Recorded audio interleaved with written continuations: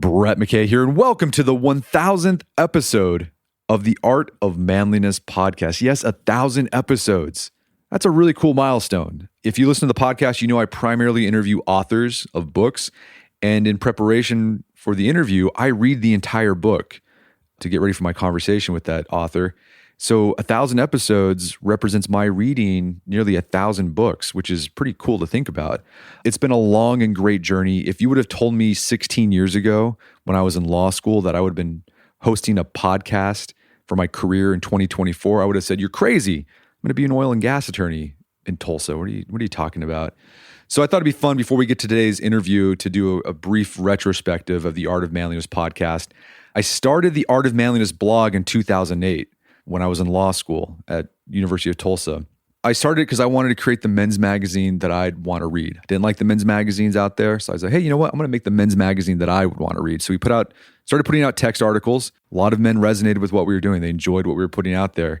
Then in 2009, I decided to start a podcast. I was listening to podcasts. I enjoyed the format. I thought it'd be a great way to interview authors of books that I enjoyed. So I started the podcast. At the time, podcasting was a relatively new format. I don't think people knew what podcasts were supposed to be. I had no clue what I was doing. There wasn't the technology or the infrastructure that exists today in the podcasting world. So I was figuring things out on my own. I had to cobble together this podcasting setup. So I bought this crappy USB microphone because that's all I could afford. And the technology didn't exist at the time to do remote interviews in a way so that your guest audio sounded good. So I had to use Skype on my laptop and call the guest on their landline or their cell phone. So the sound quality, the audio quality is just really bad. It sounded like AM radio. Here's a sample of the very first episode we published. This was published September 2009. I talked to Marcus Brotherton, who's been a guest on the podcast several times. He's also written quite a few articles on Art of Manliness. I was talking to him about his book, We Who Are Alive and Still Remain. It's about the band of brothers. So here you go. Take a listen.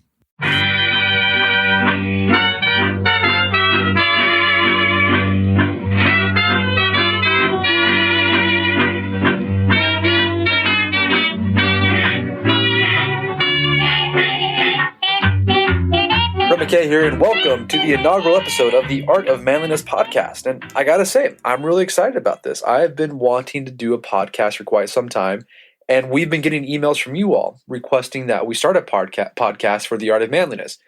And so here we are. We're doing it. And to give you an idea of what we have in mind with the podcast, we're going to do an episode once a week.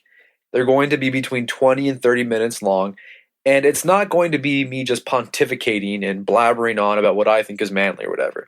I wouldn't do that to you all.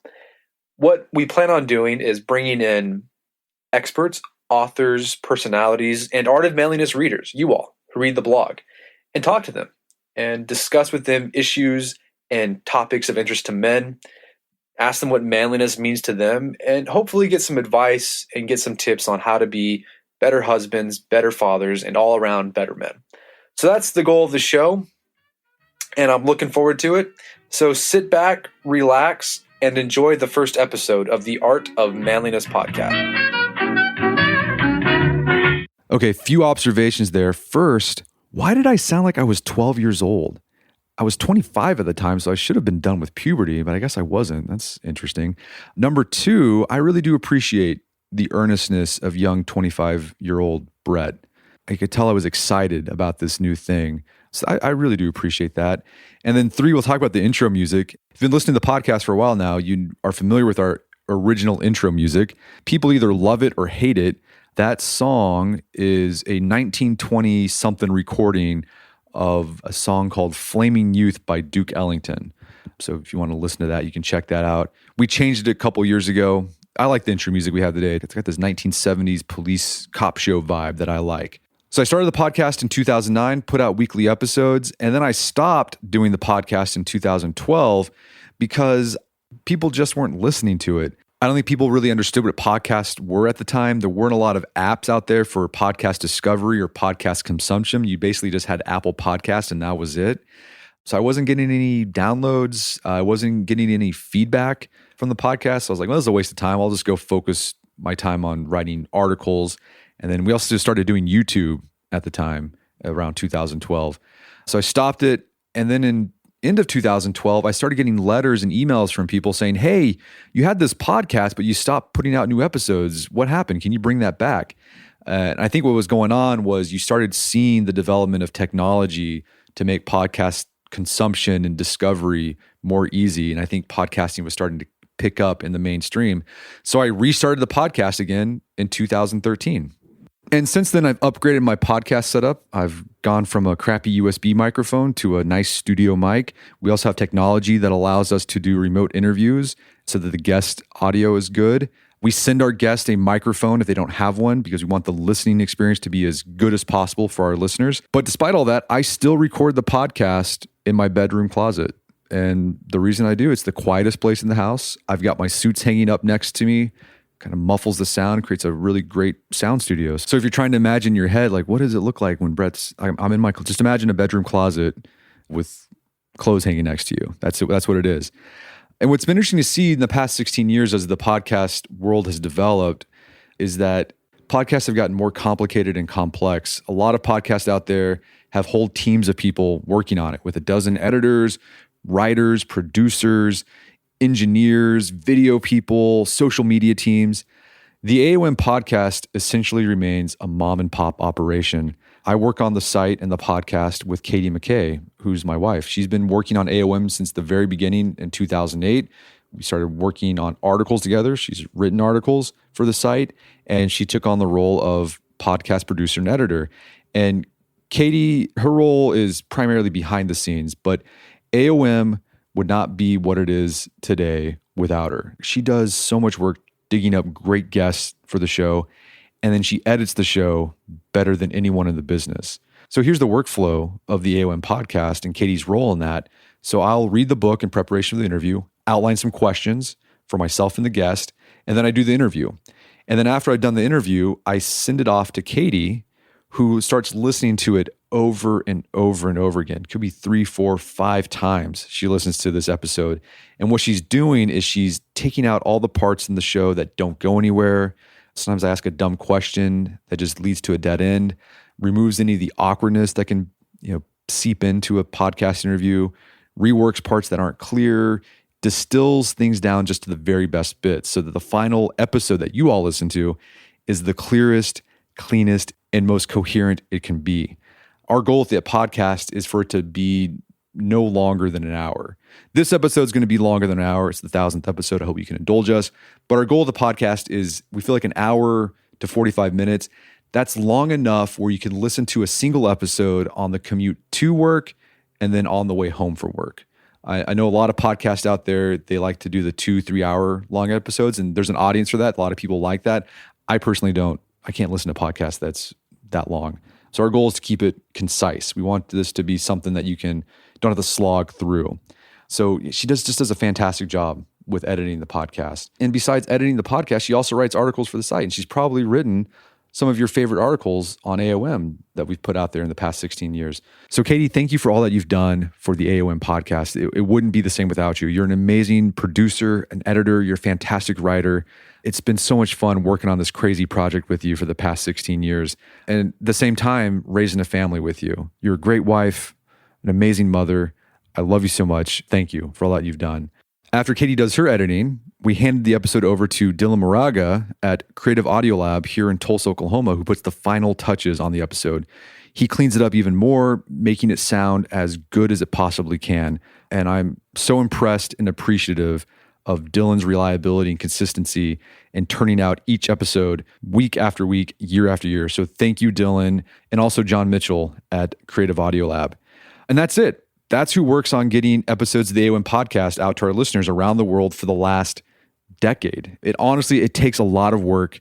It's a lot of long hours with very minimal breaks. Katie and I have not really taken a non-working vacation since the AoM blog started in 2008. We're working on the podcast and the blog even when we're not home. I've done podcast interviews sitting on a toilet in an Airbnb bathroom because we need to get an episode out. But we love what we're doing, and we hope that what we're doing is worthwhile. And we hope that in a world where online content can feel like it's making you dumber and lower. We really, really do hope that our content uplifts and edifies and improves every aspect of our listeners' lives. And I want to thank you all, our listeners. The show would not be possible without you all. There are a bajillion podcasts out there that you could be listening to now. So we appreciate that we're part of your lineup. Thank you for listening to the show. Thank you for sending us nice letters. Thank you for the podcast reviews. Thank you for making donations to the site. And thanks for spreading the word about AoM. You guys really are amazing. I mean, one of the compliments I get from our guests after they come on the show is how engaged you guys are. More than any other show they've been on. They just talk about how, wow, after I was on your show, I got all these nice letters and emails from your audience. And that doesn't happen when they go on other podcasts. I also want to give a big shout out to our listeners who've been with us from nearly the very beginning. We really do appreciate the loyal, long-time support and being with us for this long. So thank you all so much. And I also want to thank you guys for sharing the show with others. Katie and I are pretty uncomfortable promoting and hyping ourselves up. We don't have a social media team for Art of Manliness. We don't have a marketing team. We like to go about things in a quiet, understated way. So we particularly appreciate those who hype the show up for us and tell their friends and family about it. Thank you for spreading the word. And we commit ourselves to continue to always do our best to produce shows worthy of your trust and endorsement. So thank you all for being with us for this long, crazy journey that we've been on. All right, so for this 1000th episode, I wanted to bring back a guest from the podcast earliest days. We had some quality guests back then, but I can't really recommend listening to those episodes because the interviews were short, my interview style wasn't that great, the audio quality was really bad, and I sounded like I was 12 years old. So I wanted to revisit and redo one of those early episodes. And one that particularly reminded me of AoM's early days was episode number 7, Rules for My Unborn Son, with writer and television and podcast producer Walker Lamond. The reason why Rules for My Unborn Son reminds me of AoM's early days was that the blog that Walker started in the 2000s was pretty popular around the same time I started AoM back in 2008. And he started this blog when he was 25, before he had kids, and he wanted to keep track of all the life lessons that he wanted to pass on to his son when he had kids. And it's got the same ethos as AoM of trying to help men become well-rounded, all-around good dudes. And it also reminds me of the early days of AoM because this is a period where publishers were turning blogs into books. So Walker's blog was really popular. Publisher picked it up, turned it into a book. Same thing happened to AoM. Our blog got turned into a book. We produced that green book that a lot of you have. So I want to revisit with Walker Rules for My Unborn Son. We do some reminiscing about the old days of the internet back in the 2000s. Then we talk about some of his evergreen rules and whether he's kept up with them and whether he's been able to pass them on to his sons. So I really enjoyed this conversation with Walker. We had a lot of fun riffing on the rules and discussing whether they still apply today. We do some not so serious, curmudgeonly old man complaints about things these days. So I hope you enjoyed this conversation as much as Walker and I enjoyed having it. So without further ado, let's get to the 1000th episode of the Art of Manliness podcast. All right. Walker Lamond, welcome back to the show. Thanks, Brett. It's good to hear from you again. It's been a long time. It has been a long time. So you were one of the very first guests of the AoM podcast. You were episode number 7. Yes, the 7th most important person that you could think of at the time. That's awesome. Yeah, and so that was back in 2009. And we talked about your book, Rules for My Unborn Son. And we're going to talk about that again today. I want to bring you that on. Old chestnut. Yeah, we're going to do an update on it. But what have you been up to in the last 15 years? Oh, man. Well, mostly raising a family. You know, I got married. I started raising kids and done some traveling. But mostly I've just been working on being a dad. You know, I've coached a little Little League. I've done a little Boy Scouting and generally kind of flailing around trying to figure it out like the rest of us. But I have been traveling quite a bit. We live a little bit of a nomadic lifestyle. My wife's in the Foreign Service, so we have bounced around the world, living in the Middle East, and I'm calling in now from London, England. So staying busy as much as I can, but mostly just trying to stay alive. Didn't I see you, something about a motel, some kind of cool vintage motel that you were involved in? Yes. Yeah. You know, that's great. You brought that up. You know, some people have houses and get to do their DIY projects. But living around the world, I haven't had my own house until, I guess, very recently. But a buddy of mine and I stumbled on this old mid-century 60s classic motel down in South Carolina and had the genius idea. Well, maybe it didn't seem so genius at the time, but had a fun idea that we could renovate it and turn it into a fully functioning, very cool motel. And believe it or not, we pulled it off. So 3 years later, put a lot of work into it, and it's a going concern. It's called the Starlight Motor Inn in North Charleston, South Carolina. Check it out. It's a great spot. We basically saved it off the demolition block, and it's awesome. It's bringing a little life to a neighborhood that really needed it. Yeah, I've seen pictures of it. It looks amazing. You guys kept the decoration, that mid-century style. On the motel keys, do they have the plastic thing that says, put in the mailbox to return?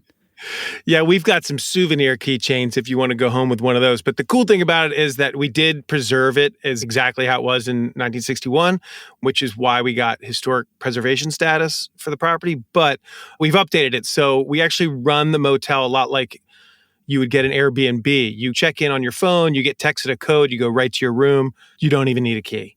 So It's kind of best of both worlds, which people seem to really dig. Okay, let's talk about Rules for My Unborn Son. This is such a fun book. I've had my copy for 15 years, and it's one of those things that it's on my bookshelf, and every now and then I'll see the back, the spine, and then I'll just pull it off. I'll just flip through it, and it makes me nostalgic on multiple levels. But I just love it because the advice in it, the little rules, they're good. They're good rules for men of any age to follow. And my wife was looking at it and she was thumbing through and she said, this is such a winning book.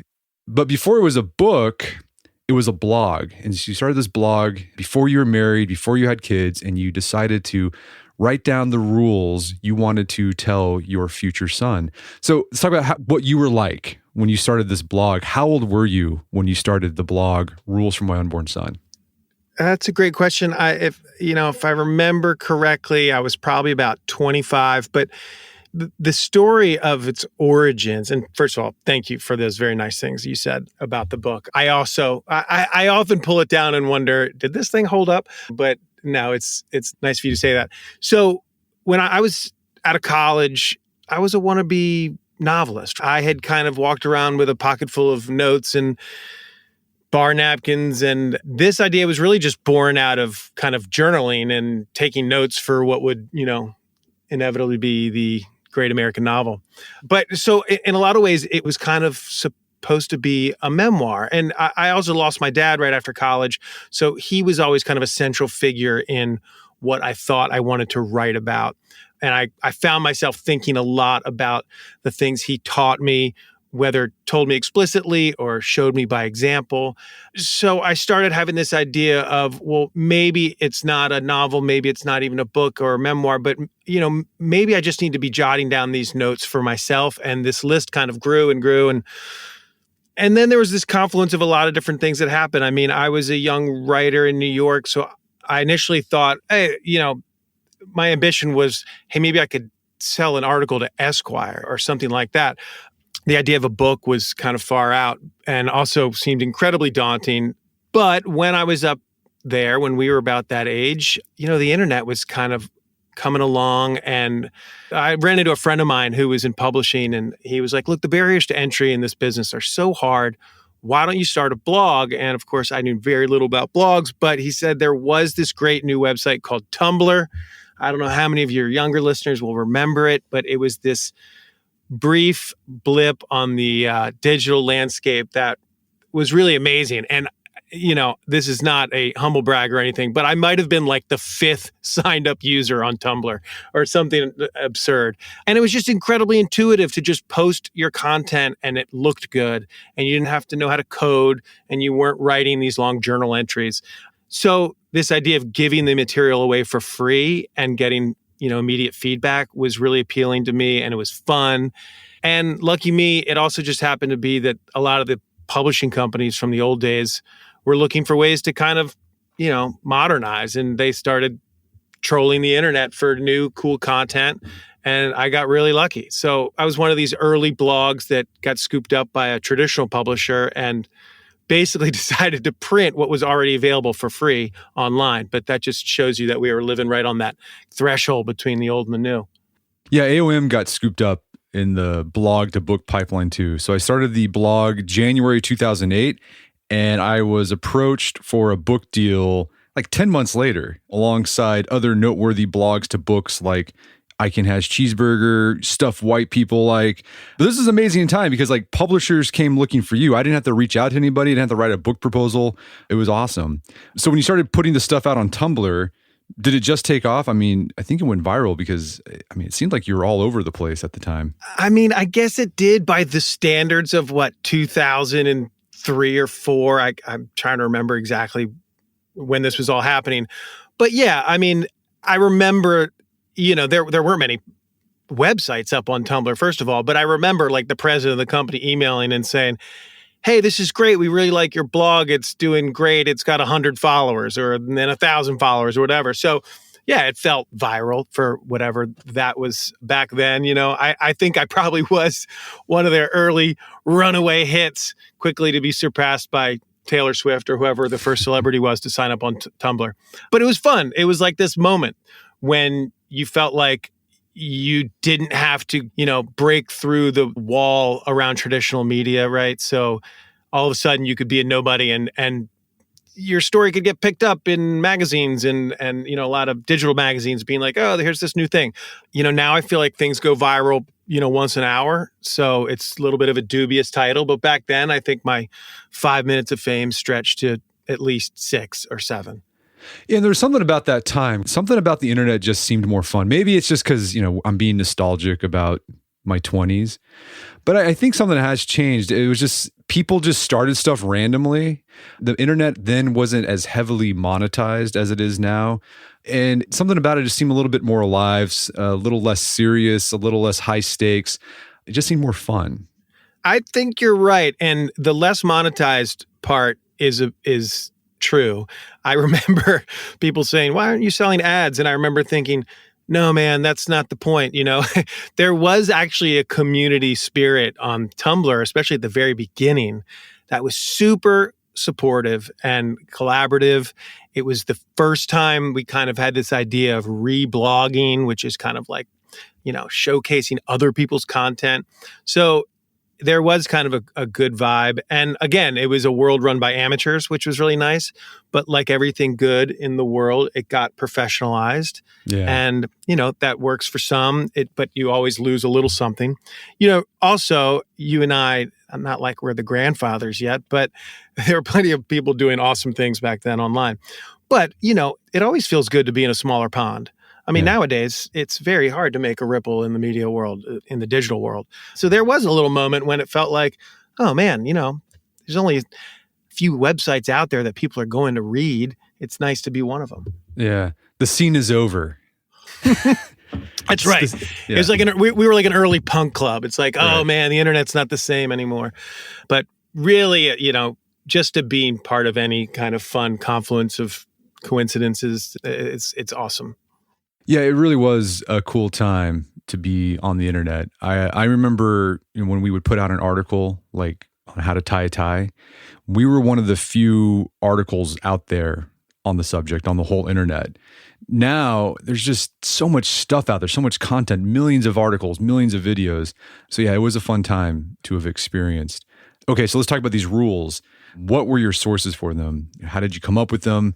You mentioned your father was a big source. Any other sources for these rules? Well, my dad at first. And the idea was it was really like I started thinking about, I got to remember all the things my dad's told me over the years. Because again, he had passed away and I wanted to remember things in case I was going to write a book or just in general, I got to remember some of these funny things. And then the list kind of added like, oh, well, what were the quirky things about him? And then when I started putting them online, mostly for, I was looking for laughs, really. I mean, I intended it to be more of a humor thing. And then, it's amazing what positive feedback will do. It's like starts triggering like, oh, well, all right, let's keep rolling. It's like making a mixtape. It's like you never want it to end. So I just kept coming up with new stuff. And I kind of started adding the things that bothered me and then just pulling from, I'd stumble on an old photo of Paul Newman or some old speech by Winston Churchill. And, you never know what's going to inspire you. And then you think, oh, that's a great rule. I'm going to add that. And so really it just kind of grew from there. But my dad's always, he was the originator. A lot of this stuff, if not all of it, came from him or my grandfather or, Yeah, I mean, it sounds like the book was a way for you to remember your dad, but also for your kids to know your dad too. Yeah, for sure. I wasn't really thinking about a family just yet, but I once this thing got going, I loved the idea of, oh man, I'm going to have this like rule book for my kids and, kind of tongue in cheek, like how hilarious is it to have a kid and then hand him this book of rules? But I also knew in the back of my head that like, this will be a pretty good manual for being a dad and kind of keep me on the straight and narrow just as much as my kid. I mean, the 90s and the early aughties, they were a wild, wacky time, right? I mean, rules were not kind of hip in the late 90s, early aughties. I mean, we were kind of suffering from this abundance of choice and freedom and, office casual. And to some people, that was like paradise. But I think for a lot of young men and maybe a lot of young people in general, it almost felt like too much choice. And there was a little bit of a craving for like, well, just tell me what to do, man. Like just give me some parameters because without parameters, I'm a little lost.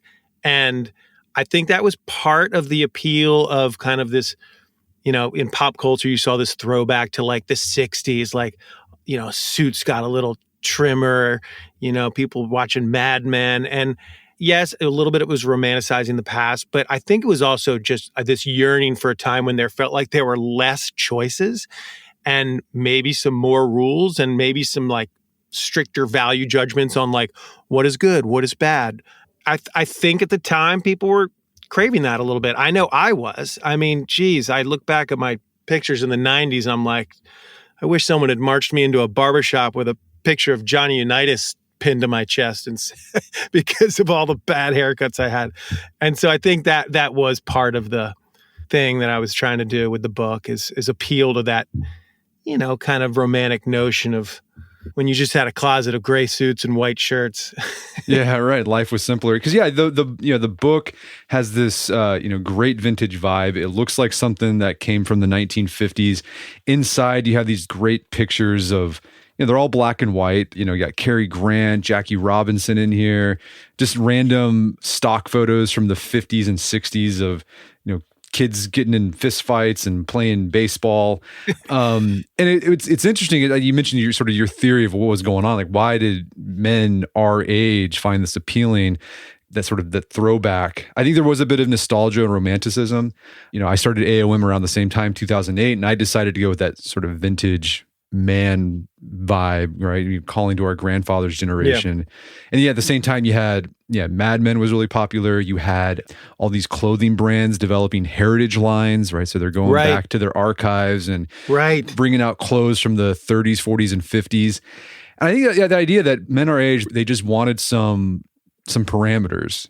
So you wrote the book, or you started writing the blog before you were a dad. And I think all of us who are dads now probably had this idealized version of what we would be like as fathers and what we would teach our sons. I remember thinking like, oh, my kids are only going to play with wooden blocks. They're not going to use video games or whatever. So eventually your hypothetical son became a real son and he's now a teenager. So how have you done in imparting the rules that you wrote when you were 25 years old to your son? That's a great question. Pretty good, I think. I mean, you're totally right. I mean, when I was writing these rules, I was being a little cheeky. I mean, I am not a parenting expert. I was not even a dad yet. I had no experience. So that kind of, I felt like was letting me off the hook of any kind of professional standard.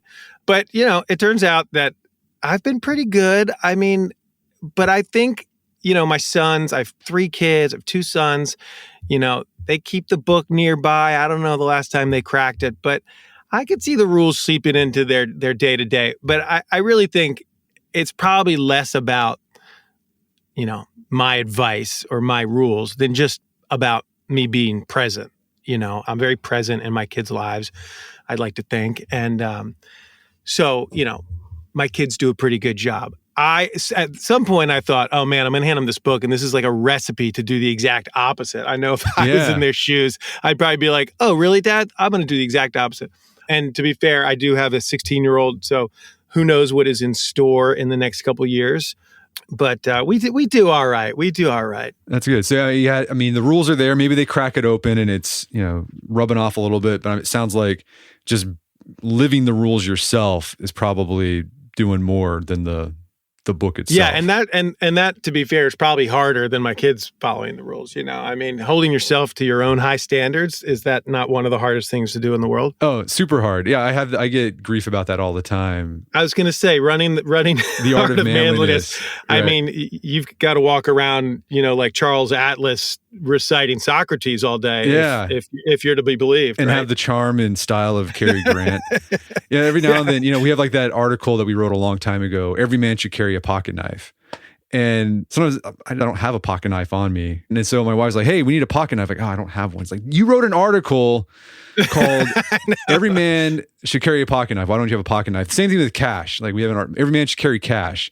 Yeah. And then, this is why I'm not allowed to leave the house in shorts or sandals, know, no matter how hot it is or how much I want to go to the beach. Yeah. Yeah. It's tough to live by your own standards, but yeah, you got to, but I'm glad they're there. It's something to aspire to. That's right. They're guardrails. They're guardrails. I like that. Are there any rules that you thought were good in theory, but you found difficult to put into practice as you've moved into middle age? Yeah, probably. Some become kind of obsolete, and some change when you get married because you have to adapt to being part of a partnership. Let's see. Well, I used to swear by making sure you read a newspaper every day. That was one of them. But you'd be hard pressed to find a paper newspaper unless you're living in a downtown area these days. And also, I think I'm more of a podcast guy now. So I'm not very good at reading the newspaper every day. There was another rule that I was thinking, and sleeping with the window open, which is something I've done my entire life. I never had air conditioning as a kid, even living in hot, humid DC. But my wife has allergies, and we moved to London, and we realized that if we leave the window open, she's absolutely miserable. So I'm trying to adapt to a closed window life, which is not easy. One that I was just looking at the other day that I've totally changed my mind on, not because I'm just not good at following it, but I had said like you should always aim high, and basically like poking fun of being like an accountant, right? I was like, no one dreams of being an accountant or something like that. Well, now as I'm older, I'm thinking, I'm less about following passions and dreams and more about just finding what you're good at and kind of scratching away at your little corner of the world and making a difference. So like if my kid decided he was really good at accounting, then I'm all for it. Yeah. That's advice from Cal Newport. We've had him on to talk about his book. Oh, nice. So good they can't ignore you. It's basically, exactly. Advice, don't follow your passion, like follow what you're good at and then just dig deep into that. Scott Galloway says the same thing. Scott says, if anyone's ever telling you to follow your passion, he's already rich. Right. Yeah. What about this one? Another one was, when in doubt, wear a tie. Does that still hold true, or do you think the sun has sank on tie wearing? It's a great question. Yes, I still think you should wear a tie. I know that seems absurd these days, but, I still lean on overdressing rather than underdressing. I like the look of a tie. I realize that it's getting really close to feeling kind of performative, which is not a good thing because I generally hope the rules in general kind of encourage humility and like a dismantling of the ego more than, putting on a show. But I still love wearing ties. And, I'm not some fashion guru by any means. Either. Yeah. But I'll tell you, a suit looks terrible without a tie. It just does. Yeah. It was that this shirt was designed to have a tie around it. It's, tough when you go to a dinner party and you're the only guy in a tie and, you don't want the thing about dressing up is it's a courtesy. Dress codes and dressing up, it's always been about a courtesy, and being polite is about making other people feel good, about making people, comfortable. And I always tell my kids if we're going to like an adult's house, I said, look, it's not that they are requiring you to dress up. This is not a fancy occasion, but it's a way of showing them respect. I thought enough to get myself cleaned up. It's a show of respect. But if you're interviewing with your future boss and he's in a t-shirt and a sweatshirt or something, maybe being in a suit is making him feel uncomfortable. So this world is changing so fast, right? But you kind of have to be able to adjust and say, you don't want to make your dressing up so performative that it actually makes other people uncomfortable or make them feel underdressed. Because again, being courteous is about making people feel good about themselves. You probably don't want to outdress your boss or your host. That could be counterproductive. I like that idea when you dress well, it's not for you, but it's for others. We wrote an article about that called Dressing for Others. Benjamin Franklin said, eat to please thyself, but dress to please others. Totally. There's a style writer that we like, Russell Smith. He said, think of your appearance as a gift to others. So I think when I'm going to a nice dinner party or I'm at church or something, the way I present myself, I'm trying to add to the ambiance to the situation. That's 100%. My philosophy. Again, it goes back to courtesy. It's like, for example, if I'm spending money, which might be a lot of money to me, to take my wife to a dinner at a nice restaurant, and the guy next to me wears sweats, it makes me feel less. It makes me feel that my dinner is less special, right? This might be the most expensive restaurant I can afford. I'm putting on a jacket. I'm wearing a collared shirt. But if the guy next to me is in sweats, he's saying, this is basically my McDonald's. And what's special to me is not special to him. And that makes me feel bad. So I do think that, again, it kind of goes back to courtesy, and it's like, if you have an opportunity to make other people feel like the space you're sharing is special, then that's cool. I think it's just always makes things feel a little more pleasant. Think about the feeling you get when you're invited to a special party and you walk in and everyone's in a tuxedo. You don't say to yourself, oh, this is so lame. You go, wow, this is swanky event. I'm happy to be included in this. This feels good. This feels special. So I think you can go through life looking at it that way. Every opportunity you get to just make your waking moment a little more special is great. Does that mean you can't wear sweats to the Starbucks in the morning? No, of course not. We're not walking around in the 20s here. But taking a little extra care in our appearance, I do think is important. We're going to take a quick break for a word from our sponsors.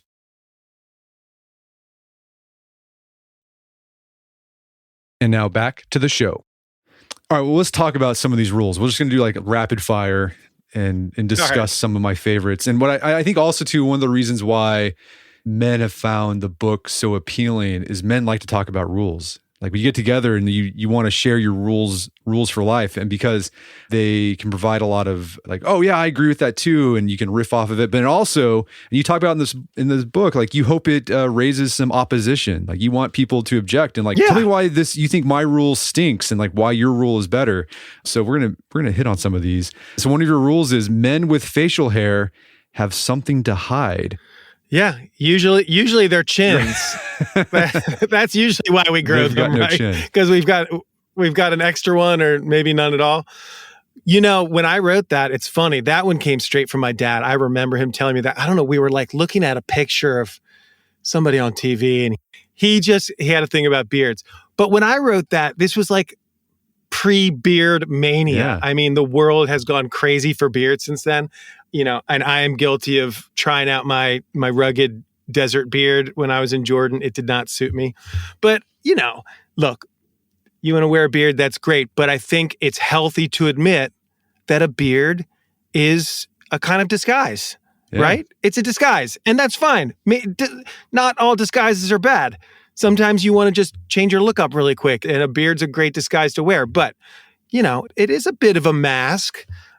Whether I can trust you, Brett, I think I can. You've proven your worth. You're in my circle of honor. Nietzsche said a mustache is a mask, which is interesting because he had a mustache. He rocked a really big furry caterpillar there, and I'm always wondering, man, what mask am I wearing with my mustache?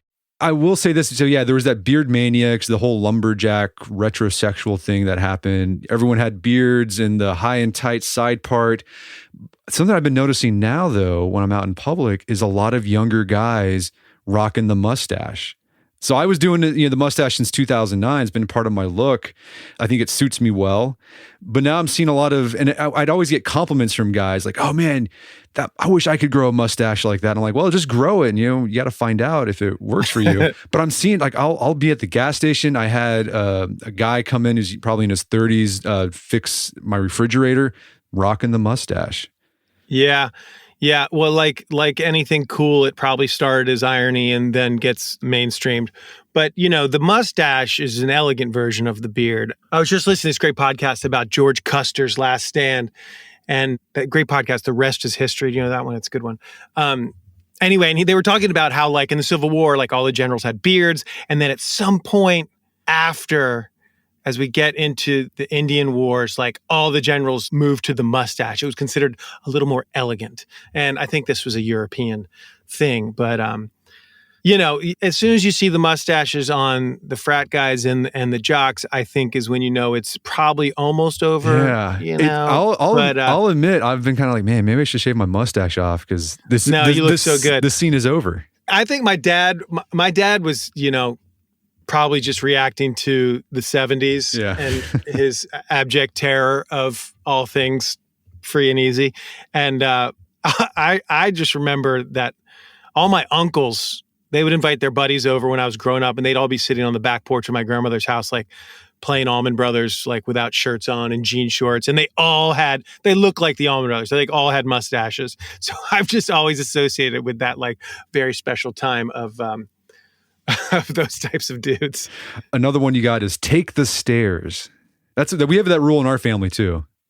Yeah, that seems to be right up your alley. That's like a very art of manliness thing, right?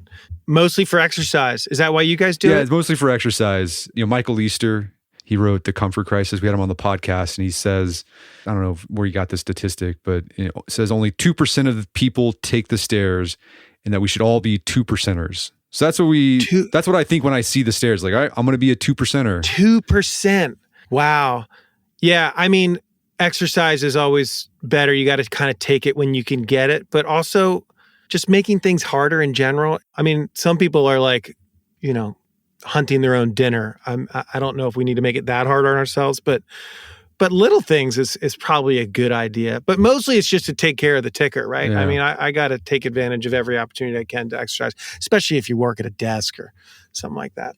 See, I'm a health guru too. You are a health guru. You got some great health advice. I also think it's just annoying, like when there's an escalator, it's always annoying because people just stand there and it just takes forever. And I think people use escalators wrong. Like, I don't think they're originally designed, or maybe I'm just imputing this. I don't know if this is right.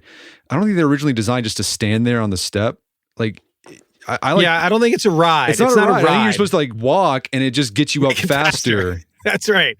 If you impede walking traffic on an escalator in London, you will attract the wrath of the locals, which usually means just a slight stern look. But yeah, that's a big no-no here in London. All right, so take the stairs. Be a 2%er. I like that one. All right, another rule I liked is talent is learned.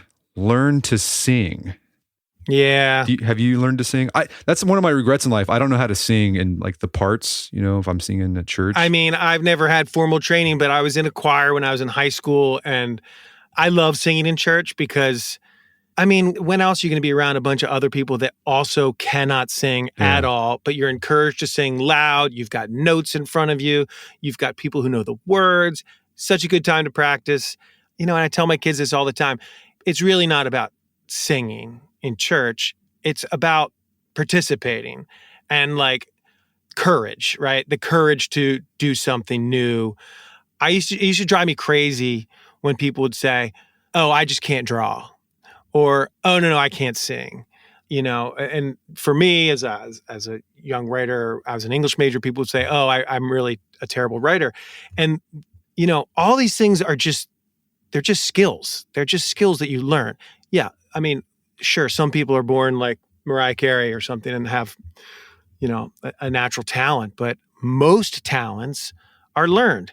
I think Chuck Yeager said, no one's born a fighter pilot, right?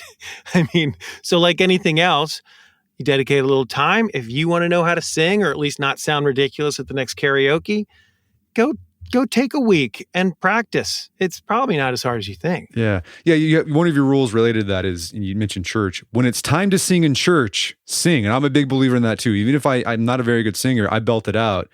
I think it's kind of lame or just kind of, not cool when your churchgoers treat congregational singing like they're spectators at a concert. They just stare blankly. Man, it just feels great to sing. And you said you don't get that many opportunities for communal singing in modern life. Yeah, and it feels great also because America has fantastic worship songs in general. I mean, I go to church in England, and believe me, like singing American folk songs and gospel songs is a hell of a lot more fun than the classical songs. So we have that going for us, and it's just such a good expression of community, right? Yeah. I mean, I love a big sing-along. I mean, we like them in a bar. We like them around the campfire. If you give the kids permission to not participate, then they're never going to, right? So like all these rules, you force them at the beginning, then it becomes habit, then you enjoy it. It's a process, right? And the courage to do it. I mean, it'd be one thing if we were saying, hey, you got to come to church and everyone's got to sing a solo. Everybody get up at the front and do your part. No, you've got the safety of this big group. Like, what a better time to practice. It's like learning how to draw in an art class. You're in a supportive environment. Take advantage of it. So here's a controversial one. Men should not wear sandals ever. Yeah, I'm sticking to that one here. Yeah? I'm sticking to my guns. Why are you going to stick to that one? Oh, man. I mean, it's like, again, it feels a little like, and I don't want to sound like a stick in the mud, but I still can't shake the feeling. Now, listen, do I wear shorts sometimes? Yes. Have I worn a pair of flip-flops to the beach? Yes. But I always can't shake the feeling that there's like this certain selfishness that goes with prioritizing your own comfort. And that could be kind of like the old Protestant in me or something. But I mean, the same kind of goes for like wearing sweats outside the house. Like, I get it. If it serves a purpose, it's one thing. You're on your way to the gym. But if you're living in sweatpants and you're saying, but it's because I'm comfortable. Yeah, but it's also saying I prioritize myself over everyone else. And I kind of like going through life a little bit of the opposite. And if it makes me look like a goofball sometimes, that's fine too. I also don't think men's feet are going to win any beauty prizes. So, what's funny, my son, Gus, he thinks men should not wear sandals ever too. He came up with that on his own. He's like, men's feet are not good looking. They shouldn't display them. Yeah, it's like Elaine from Seinfeld when she goes, men's body's like a Jeep. It's for getting around. It's not a thing of beauty. Yeah. I don't wear sandals all that often. I'll wear sandals if like I'm going, rafting in a river and I need that. Yes. But that's gear. That's gear. Yeah. That's gear. It serves a purpose. For a summertime shoe, I wear this slip-on. It's like a woven slip-on. So it feels like a sandal, but you can't see my toes and it's breathable. There are many toe covering options out there, ladies and gentlemen. Yeah. We have an abundance of shoe options. This is a rule that I've been passing on to my kids because they're really into basketball. They love to play basketball. Be a good passer, but don't forget to shoot. Yeah, man. My youngest is getting into hoops right now, and it's so fun to watch him. It's so awesome. And I feel like, because I tried playing when I was a kid, and I was like the classic two guard, like a little too nervous to bring it up the court, always dishing it, but like I never really had the guts to be the shooter, probably because I was afraid to miss and, ruin the possession or whatever. And so now when my kid's playing, I'm like, oh man, just shoot. You're young, just shoot. And, being a generous and a good team player are always so important. But even in general in life, success kind of requires a certain level of aggression and selfishness to some extent. And every once in a while, you kind of got to take it yourself, or you might live in this kind of purgatory of like being decent, being just good enough. So I'm always telling them, just shoot. Plus, when you're young, man, just take shots. Build resilience. See yourself miss. And I mean, this starts to get into real cliche territory, but you miss every shot you don't take, right? Yeah, our kids will sometimes get the ball and they've got this wide open shot, but then they just freeze and they pass it and dump it off to somebody. So we have to tell them, take the shot. You got to take that shot. I mean, you got to be a generous passer, but when you've got the open shot, you should take it. Absolutely. Yeah. All right. So another rule, wear a sport coat when traveling by plane. It has easily accessible pockets. Is this something you still do? Yeah, but this should go on the list of obsolete rules because I avoid traveling by plane now at like all costs. Yeah, same. It's the worst. I mean, it's like nowhere seems as emblematic as for the fall of civilization than an airplane. I despise it. I'd rather drive. I'd rather take a train. And also, like, I don't know, we don't even carry plane tickets anymore. A lot of your listeners might not even realize that you used to have to carry a plane ticket. You know, no one's got magazines. They're all staring at their phones. So what is there to carry? I guess you're fine just getting in your sweatpants and your flip-flops. But I prefer to wear a coat mostly just so I can look a step better than the schlub next to me. Yeah. Yeah, I'm with you. We hate flying. Most of our vacations now will just the road worst. trip. Yeah, it is the worst. We got an article called "Flying is for the Birds," talking about why we don't like it. But when I do fly, I don't wear a sport coat. I actually wear I call it my travel jacket. Oh yes, that's like a safari jacket. It is like that. I got it from the J. Peterman Company a long time. Of course you did. Yeah, they sponsored the blog. Back in 2009, they sent me this. It's a safari jacket, and I wear it when I fly because I get all these pockets, so I can put things in. I think that's good. There's a fine line though between, that kind of like Peterman heritage gear and like full senior citizen travel gear. Like it's all in the material. Like if it's Gore-Tex or like nylon, you might be in like full German tourist mode. But if it's like a good proper, army chino, then maybe you're in good shape. I think it's good looking. And you don't have to carry paper tickets anymore, but I still do. I like to get the paper tickets. But I think even if you don't carry paper tickets, it comes in handy to have a travel jacket because you can use the pockets for your phone, your wallet, maybe some pistachios, a snack for later on. Here's another rule. You don't get to choose your nickname. Yeah. And you know who also doesn't get to choose their own nickname?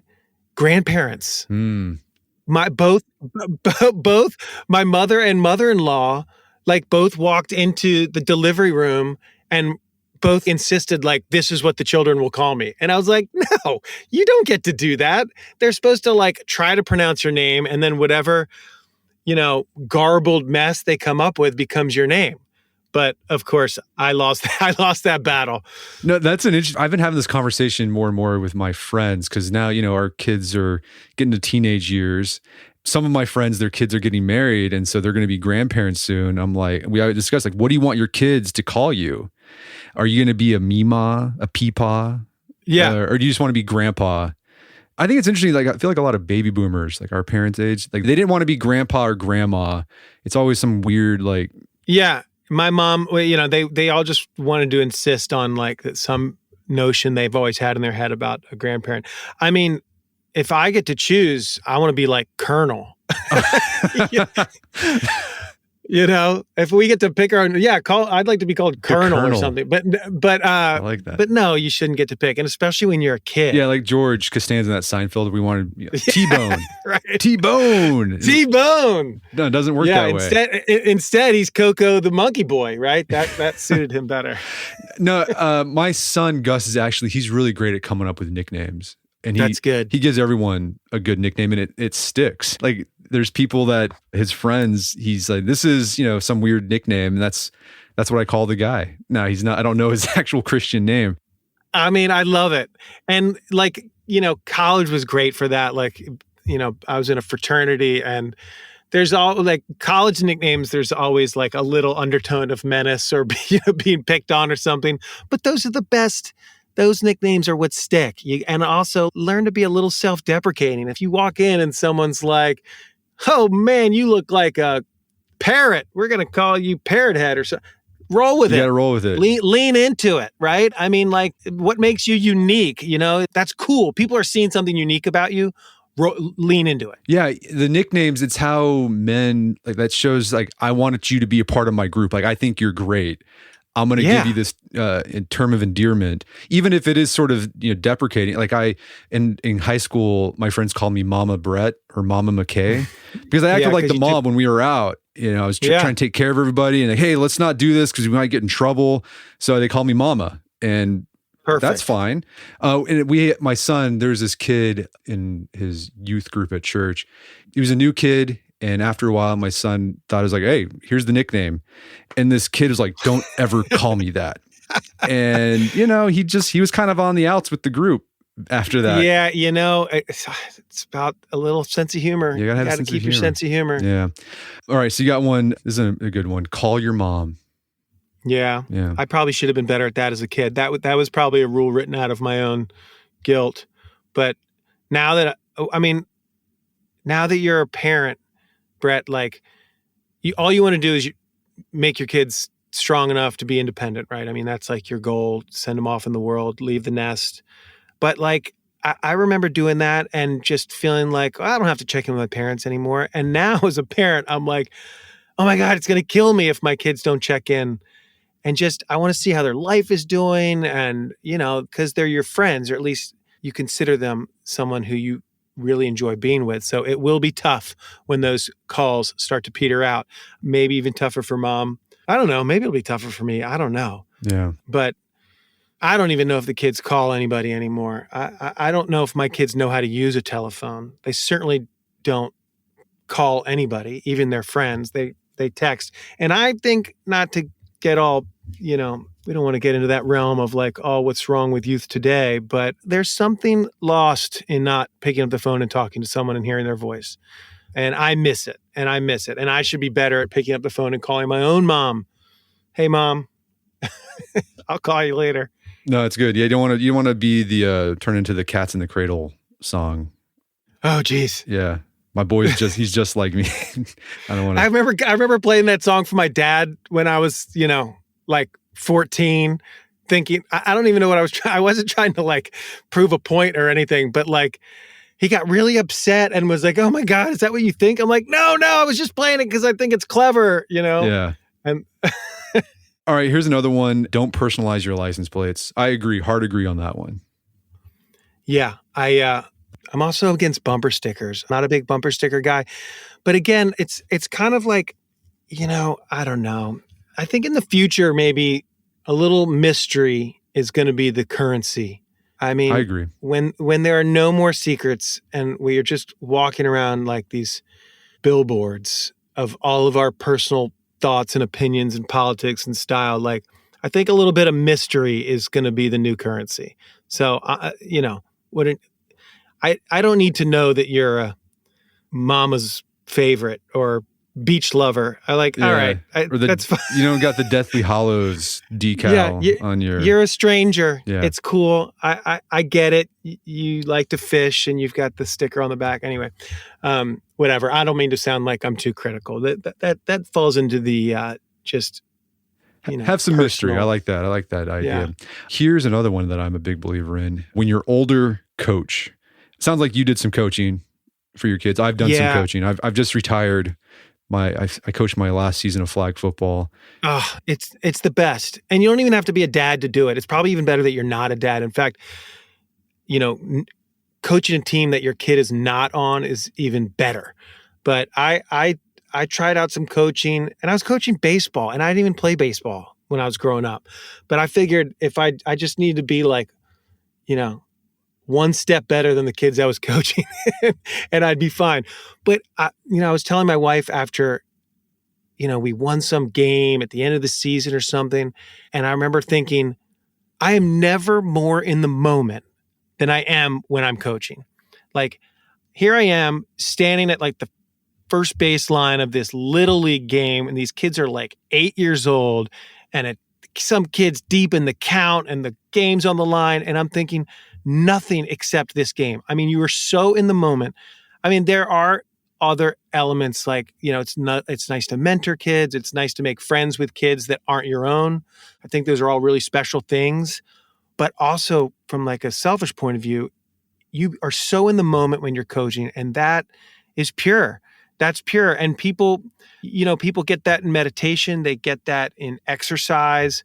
I think in coaching, it's another way of just really losing yourself in a moment. I mean, it's almost like, playing an instrument or something, like just kind of shutting off the rest of the world. I absolutely loved it. Yeah. Loved it. Yeah. My advice for dads is if you're on the fence whether you should coach or not, and you're thinking, well, I just don't know enough, just do it. You're going to be fine. I coached basketball. I played basketball like maybe 2 seasons when I was a kid. And it was actually, I only coached basketball 1 game because we showed up and the kids didn't have a coach. And all the parents were looking around like, what do we do? Right. So I was like, all right, I'm going to take control here. I'm going to, put things into action. So I just got the kids warming up, and I was just thinking about all the basketball montages I've seen in movies. Right. And I created my practice session based around it. It was like Hoosiers. Like, what do they do in Hoosiers? I was going to say, suddenly you're Gene Hackman in Hoosiers. Yeah, like, that's what I did. And it worked out. All right, boys. Yeah. Don't get caught watching the paint dry. That's right. Here's another. This one's been controversial. I think we talked about it last time. A man's luggage doesn't roll. Do you still abide by that one? God, that is a controversial one, isn't it? Yeah. Wheelie luggage. Wheelie luggage. It's kind of come a long way since that. If I'm traveling by myself, I'm not bringing wheels. I'm not. But I am a family man now. So when you're in charge of hauling the family luggage, I'm throwing it all in the big wheelie. I still like an over-the-shoulder duffel. But, I'm not going to give anybody a hard time for getting one of these fancy roller suitcases. They're pretty sweet. They are. Yeah. I think it's one of the things you have to adapt as you get older. I think that was a rule a friend of mine sent me. We were like on one of these wedding weekends. And when you're single, how about this? A single man's luggage shouldn't roll. I remember if you show up on like one of these single weekends, whether it's like a bachelor party or a wedding, you don't want to walk up with the rolly suitcase. You want the over-the-shoulder backpack. There's a little bit of a kind of, devil-may-care insouciance to a duffel. You don't want to look like a businessman out on a sales call. Right. Yeah. Related to that, the packing for your traveling. Never pack more than you can carry yourself. If you're a single guy and you're traveling alone, I think that's good advice. Yeah. Here's one that might be obsolete. Send postcards, write letters on paper. Obsolete. Not obsolete. You think you're still a big believer in that? I love sending postcards. You know what I do? I love when I go to like a cool bar or a hotel, I love seeing if they have a postcard. And then as you're this is a little tip to your listeners. As you're paying the bill, write a note to a friend. Just had dinner here. It was great. And then, send it off, leaving the hotel. You can give it to the concierge. Be like, hey, could you put a stamp on this? Or send it when you get home. It's better than sending a selfie.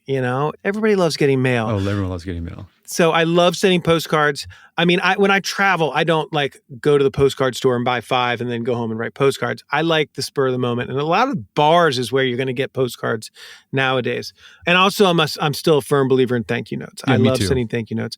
And for a little twist, I actually love collecting old hotel stationery, which sounds like a goofy thing to do. But if you're in a hotel that still has stationery, like a sheet or 2 on the desk or in the drawer, I love taking that home.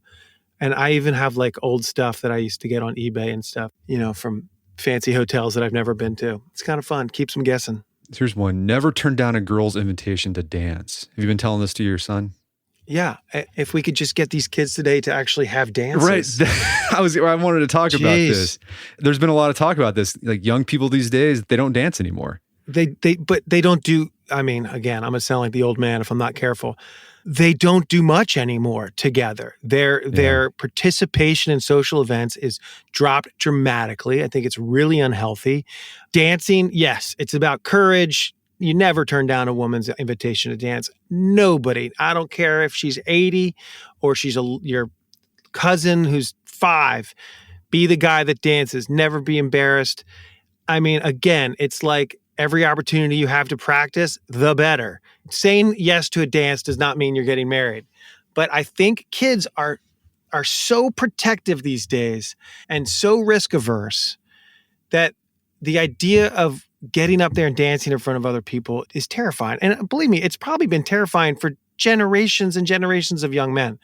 But in the old days, you would do it and you would get a dopamine rush from contact with another human being, from the dance itself. It's fun. You got to let your inhibitions down for a little bit. But now you've got that little dopamine rush in your pocket in the form of your phone. So you just simulate that experience. And it's really a bummer. It's a huge shame. Yeah. Plus the fact that like dancing, like anything else, it's just practice for more important things in life, like, having a girlfriend, intimacy, all that kind of stuff, being a good partner. My wife used to always remind me, she's like, this is not a one-man operation. Don't dance at me. You got to dance with me. And I was like, that's such good advice. Like, that's the best couples advice ever, right? And you learn that stuff through dancing. I love dancing. I agree with you. And I'm bummed that kids aren't dancing these days because, when I was a kid, when I was a teenager, your church would have like monthly dances.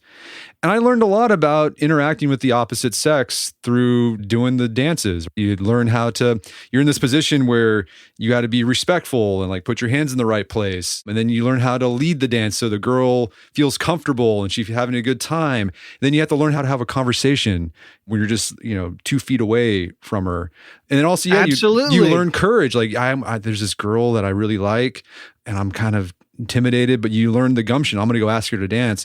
One piece of advice that my mom would give me before I went to one of these dances, she said, make sure you ask the girl who's not getting asked to dance. And 100%. Totally Great advice. Yeah.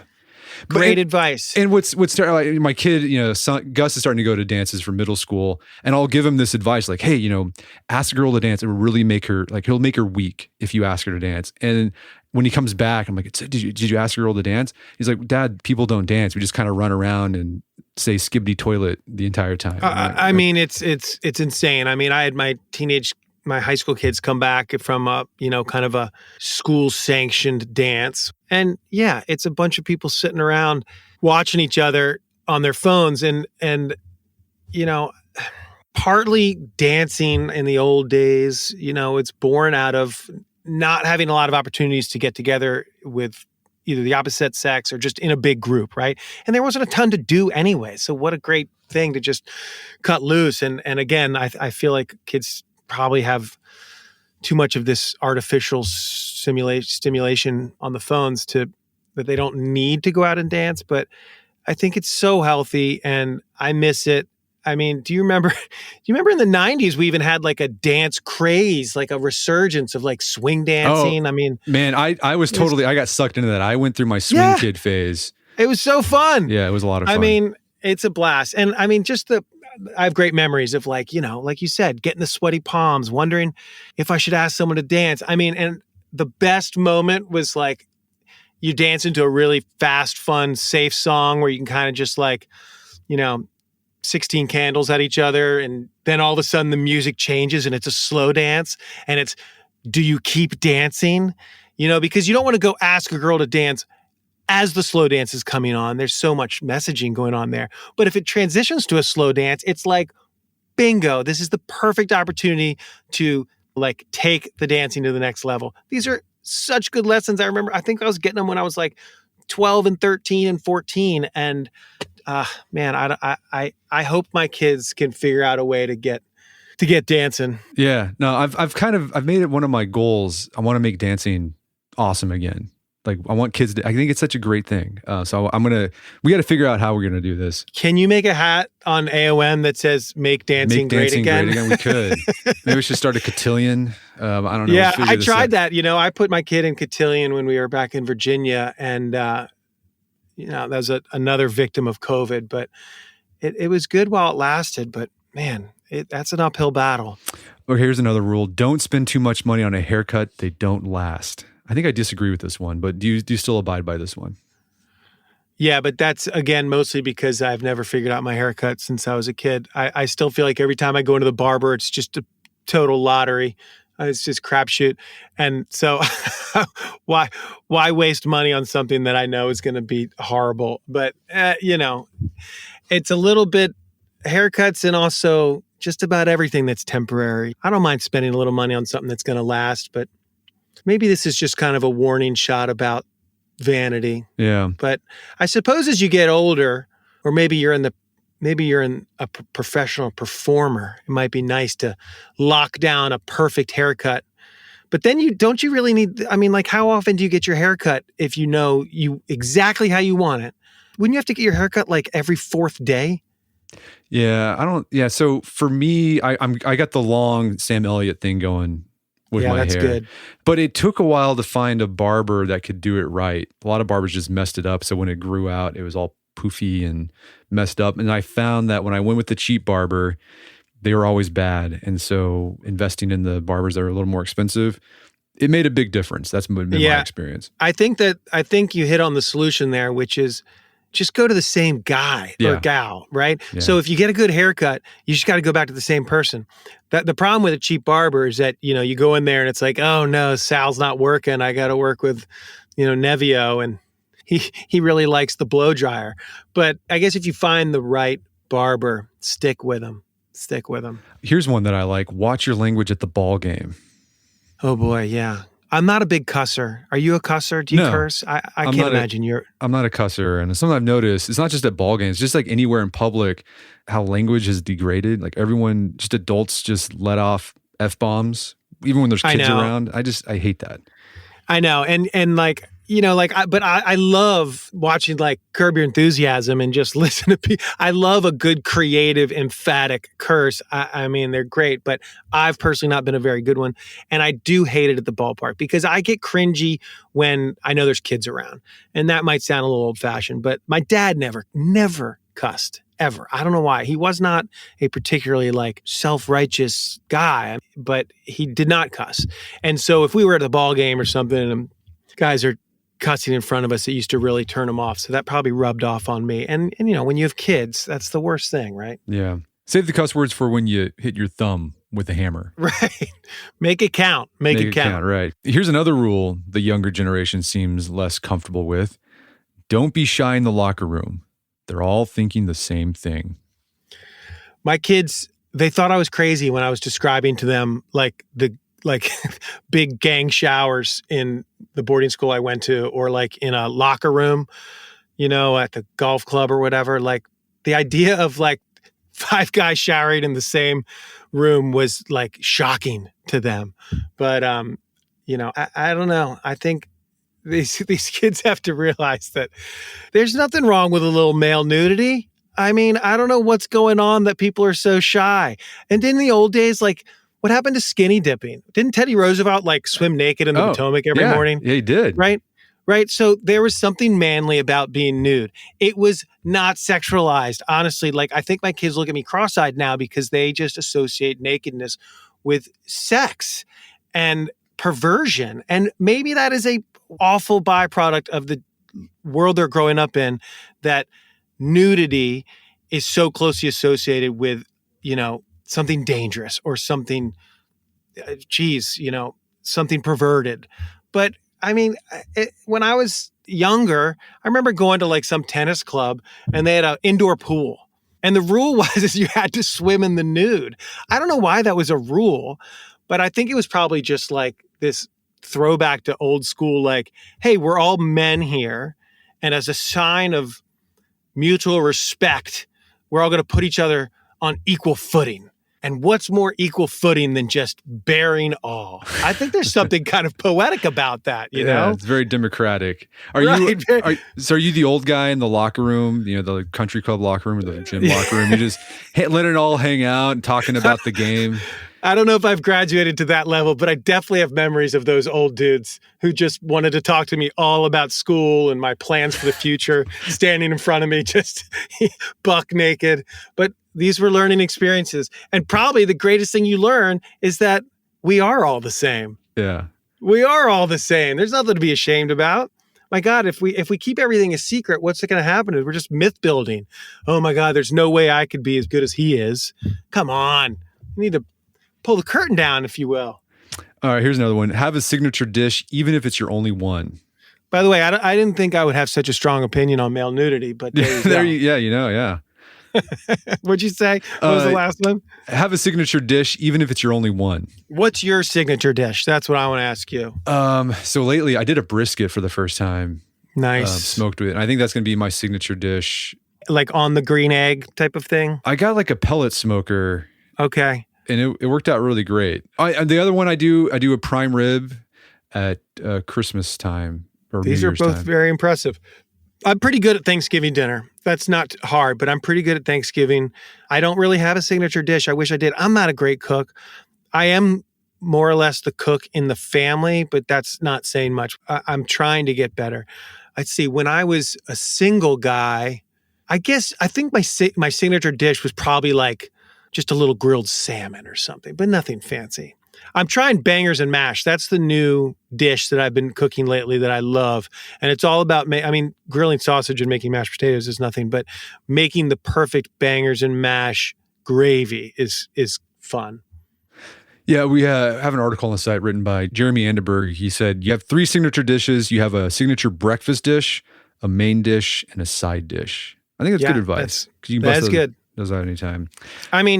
Because you got to feed yourself, first of all. And, you got to treat yourself right. And, make sure the kids know that dad can cook. My mom was the cook in my family, and thank God she taught me a few things, or else I'd be getting takeout every day, which is awful. Yeah. Some good ones kind of quickly. Don't sabotage the family portrait. Smile, please. I've had so many pictures ruined by my kids when they were little because they were being goofy. Don't ruin it. Another one, attend lots of weddings. Your friends will be there and the food is always good. I think that's good advice too. I can't wait till my friends' kids start getting married so I can go back on the wedding circuit. It's like my favorite thing in the world to do. Yeah. So my wife's advice on weddings, like she loves weddings too. They're a lot of fun. But she thinks it's okay to turn down wedding invitations for people you're not close with and your friends won't be there. How many weddings are you getting invited to that your friends aren't there? It could be, extended family, work associate. Okay. That sort of thing. Her rule of thumb for attending a wedding is generally whether she would give the bride or groom a hug when she saw them. And if she wouldn't, the relationship isn't really strong enough for me to go. That's funny. I have been to weddings where I didn't know either the bride or the groom. That's always a little awkward. But I think you could turn down destination weddings. Oh, for sure, yeah. Probably shouldn't be a thing anyway. It should not be a thing. But I would go to a stranger's wedding. They're happening somewhere. It's a great location. There's music. There's drinks. There's food. I could sit next to 10 strangers and have a blast at a wedding. So we talked about a bunch of rules. Are there any rules that you would add to the collection in the book since you wrote it? Probably a bunch of stuff about technology, right? Because so much has happened about then. Probably not too many. I did write another book. Did you know that? I wrote another book for my daughter. I wrote like a sequel. Yeah, we have it. Which was nice. And so I added some things that I thought were a little more appropriate for young women. And some of those maybe had a little more to do with technology. And probably the one big one is never post a picture online that you wouldn't show your mom or your boss or the dean of admissions. That's a good rule of thumb. That is a good rule of thumb. And mostly I think the new rules would probably, now that I have teenagers, I would probably always come back to just look up from your phones. Just call a buddy on the phone, build relationships. I think I saw something on your website recently about social fitness. Yeah. Which is a really cool concept. I hadn't thought of it that way. I work from home. And so sometimes this year I actually signed up to work in one of these co-working places because I realized my social fitness was really drastically falling. And I was like, I need to be around people more to keep my practice up. And this is what I think about for my kids too. And the biggest impediment to social fitness are the phones, period, full stop. Yeah, my wife and I, we've been really hitting on our kids, like, don't get on social media. Like, you don't need to be there. And if you're going to be there, there's certain things we say you shouldn't do, like take selfies. And also, don't do those elaborate engagement posts. Oh, yeah, that's good. And I'm telling my son, guys, like, when you're dating, some of the things you kind of got to figure out is like, ask your date when it's getting serious, like, what are your thoughts about gender reveal parties? And then if she says, oh, I can't wait to do that, and be like, yeah, that might be a deal breaker. Deal breaker. Yeah. Another thing I think about all the time is, honestly, I think I would love to encourage my kids to maybe be a little more mischievous. I know that seems weird coming from a guy that wrote this book of rules. But my feeling about rules was always like, it's kind of like dressing up. Like if you're well dressed, you're kind of given more liberty to be funny, to be irreverent. You're not, and I kind of feel the same way now. It's like, you got to leave a little room in your life to be mischievous, maybe to be a little less scheduled, to be bored. My fear for my kids is So much of their youth is being kind of professionalized and like overscheduled, whether it's youth sports or whether it's like volunteering for the college application. And I'm seeing so much of that now in high school. And there was an article, man, I wish I remembered where I read it, but about, maybe it was in the Times yesterday, about the loss of summer camps and summer jobs, and a lot of this is my fault too, because I get caught up in this idea of like maximizing your kid, kind of like optimizing, right? The pressure to succeed is so strong and to get into college and all this stuff. And you forget that the real lessons are probably learned when you're bored and you have to be resilient, when you're working a summer job and you got to show up and you got to mop the floor, and all those life lessons are being learned in things that our culture today doesn't really value anymore. Not a lot of kids are probably putting, summer camp on their college applications anymore, that's a shame. That's a shame. So I do think that some of those more innocent pursuits that come out of boredom, that come out of not being scheduled, they're so important. They're so important. Yeah, I agree. So maybe the rule is be a kid, like enjoy being a kid. Yeah. And which probably reminds me, I need to go home and like cancel 10 activities for my kid. They're probably signed up for like seminars and, things that are just ridiculous. They probably don't need. They don't. So if my kids end up listening to this, I'm going to walk home to a bunch of eye rolling, which is totally in their right. Well, Walker, this has been a great conversation. Where can people go to learn more about the book and your work? The book is still available, if you can believe it, on Amazon. So you can get Rules for My Unborn Son on Amazon. You can also get the one for daughters called Rules for My Daughter, or Rules for My Future Daughter. I don't even know that. Rules for My Daughter. I forget what I named it, which is also lovely and cute and has a unique perspective because it is a dad talking to a daughter, which, has kind of a slightly different tone to it. And then, I also do all kinds of other stuff. I've got a couple podcasts that I'm doing that have nothing to do with parenting. They are true crime podcasts that are fun to watch. Another just way I kind of stretch my writing muscles. One's called Anatomy of Murder. If you like true crime, it's a good one. Listen to it. Another one's called Cold Blooded. I'm really just a frustrated mystery writer at heart. And so those are good fun. Fantastic. Well, Walker Lamond, always a pleasure. Man, it's so good to talk to you. It's like a walk down memory lane. It was. I really enjoyed this. Thanks, Brett. My guest today is Walker Lamond. He's the author of the book, Rules for My Unborn Son. It's available on Amazon.com. Go get yourself a copy if you don't have one. I've had my copy since 2009. I still take it off the shelves every now and then to just flip through the pages. Think about my grandfather, think about my dad. If you have a son, get him a copy. Let him browse through it. It's a great conversation starter to talk about what are the guidelines you want your son to follow as he matures into manhood. So get yourself a copy. And you can learn more information about Walker's work at his website, walkerlamond.com. Also check out our show notes at aom.is/1000.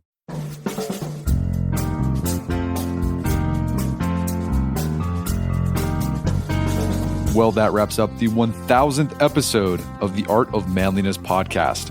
Thank you again for your support of the show. Now onwards to episode 1001.